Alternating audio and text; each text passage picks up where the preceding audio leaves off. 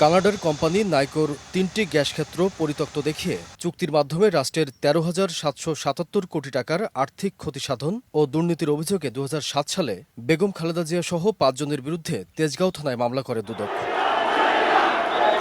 পরে ১১ জনকে অভিযুক্ত করে অভিযোগপত্র জমা দিলে ৮ জনের বিরুদ্ধে চার্জ গঠন করে আদালত।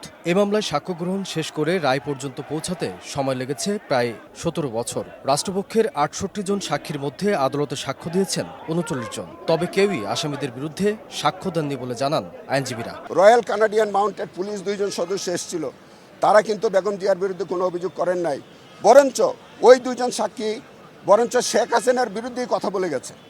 এবং এই মামলার যিনি বাদী ছিলেন মাহবুবুল ইসলাম, তিনিও তার জবানবন্দির মধ্যে শেখ হাসিনার বিরুদ্ধেই সাক্ষ্য দিয়েছেন।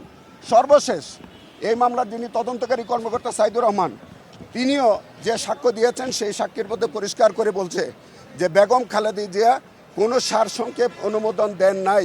রায়ের পর বেগম জিয়ার আইনজীবীরা বলেন, রাজনৈতিক হয়রানি এবং সম্মানহানি করতেই এ মামলা দায়ের করা হয়েছিল। দুর্নীতিবাজ প্রমাণ করে বেগম খালেদা জিয়াকে নিজের সমকক্ষ করে তুলতে চেয়েছিলেন শেখ হাসিনা। আমরা বারবার একটা কথাই বলেছি, নাইকো চুক্তিটা করেছে শেখ হাসিনা, অপরাধ তার উপরে। আর ম্যাডাম খালেদা সাকসেসিভ গভর্নমেন্টের প্রাইম মিনিস্টার, তার কোনো অপরাধই এখানে ছিল না।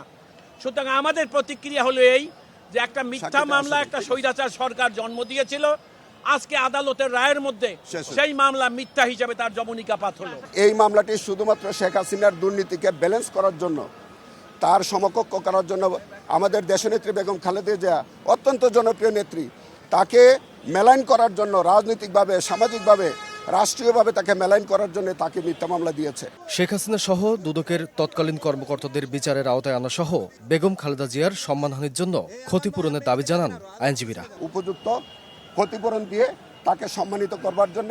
আমান নবী, সময় সংবাদ, ঢাকা।